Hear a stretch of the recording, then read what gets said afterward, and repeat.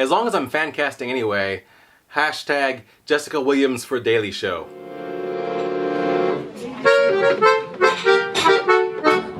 Happy Wednesday, Paul Talkers. I hope you'll forgive me for looking like this. This is my version of having no makeup on, which is to say I haven't shaved my face and scalp. So I just feel like a hippie. Monday night, as it was approaching midnight, I was just not going to sleep as usual, and all of a sudden Twitter exploded with news that Sony was going to allow Marvel to use Spider-Man. Spider-Man was going to appear in a Marvel Cinematic Universe film first, and then appear in a Sony film after that, under like a teamwork thing with Marvel Studios. I got ridiculously excited because when I was a kid, Spider-Man was my favorite hero. And for the longest time, he stayed my favorite hero. So when the first Spider-Man movie came out so long ago in the early 2000s with Tobey Maguire, I was really excited to see what they could do, and it was good. And then Andrew Garfield came in for a reboot, not very long after that. And his version of Peter Parker was more confident than I liked, frankly. I don't think Peter Parker should be that confident. That reboot movie was a good movie, and then the second movie was not. And since the Marvel press release didn't mention Andrew Garfield, there's a lot of very strong speculation that there will be a brand new person cast in that role. And here's where I might make some nerds' brains blow up. Spider-Man is not inherently a white guy.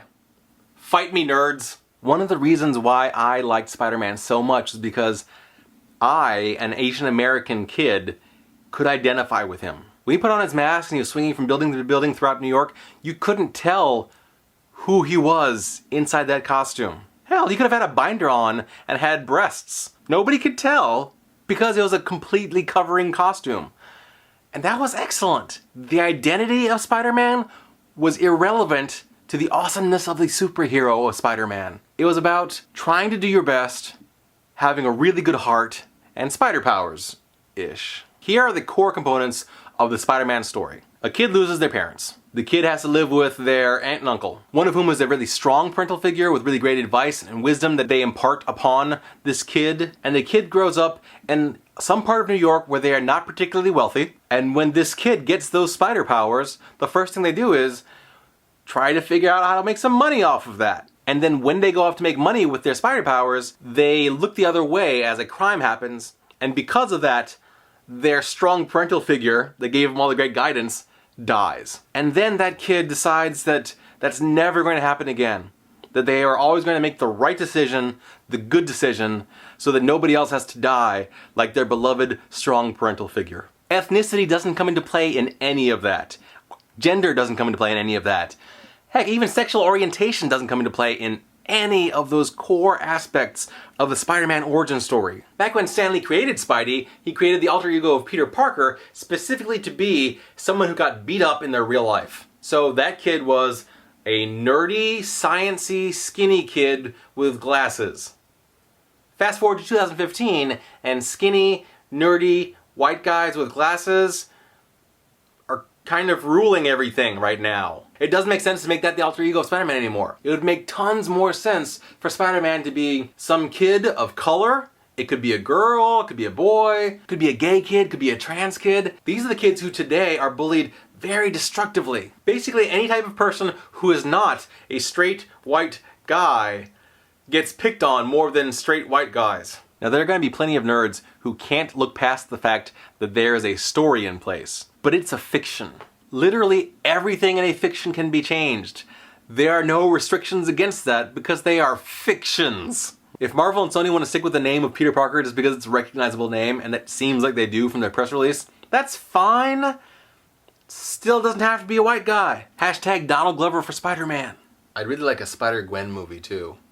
And a Miles Morales movie. So there's my controversial stance, nerds. Peter Parker doesn't have to be a white guy, and in fact, shouldn't be. Now maybe you don't care about comic book heroes, and that's fine, but what you should care about is representation and diversity in all forms of stories. You should still be petitioning for a not white guy to play this character. What do you think? Do you agree with me? Do you disagree with me? Give me all of your arguments below, but be forewarned, if your argument consists of racism, I will be blocking you and banning you from my channel. It's nice to talk about something that's not quite so serious for once.